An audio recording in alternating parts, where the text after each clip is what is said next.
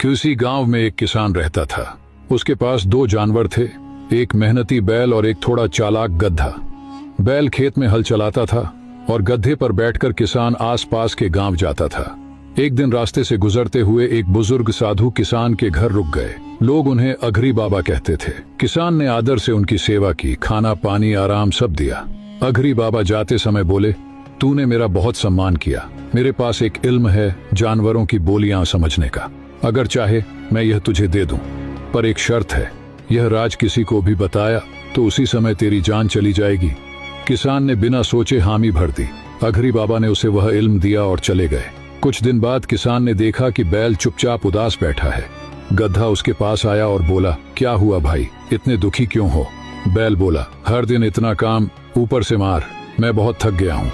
गधा बोला, एक तरीका बताऊं? कल जब मालिक आए तो आंखें बंद करके ऐसे पड़े रहना जैसे बहुत बीमार हो, फिर वो तुझे आराम दे देगा। किसान यह सब पीछे से सुन रहा था। अगले दिन बैल ने वही किया। किसान हंसते हुए बोला, ठीक है, जब तक बैल ठीक नहीं होता गधे को खेत ले जाऊंगा। अब गधे की हवा निकल गई। पूरा दिन खेत में काम, सांस फूल गई, शरीर टूट गया। शाम को बैल बोला, आज मेरी वजह से तूने मेहनत की, खुदा खुश रखे। गधा चुप रहा, क्योंकि मुसीबत उसी के सिर आ गई थी। दूसरे दिन भी वही। गधा काम करता रहा और बैल आराम से बैठा रहा। गधे को अपनी गलती समझ आई। अब गधा परेशान हो गया और डराने वाले अंदाज में बोला, मैंने मालिक को कहते सुना है, अगर बैल कल तक ठीक न हुआ तो वह उसे कसाई को बेच देगा। बैल डर कर बोला, अब क्या करूं? गधा बोला, आज से ही खाना पीना शुरू करो और सुबह खुश होकर खेत में चले जाना, वरना सच में जान चली जाएगी। किसान यह सब सुनकर पेट पकड़ पकड़ कर हंस रहा था। किसान की बीवी ने पूछा, तुम इतना क्यों हंस रहे हो? किसान बोला, बताऊंगा तो मेरी जान चली जाएगी। बीवी बोली, झूठ बोलते हो, अभी बताओ।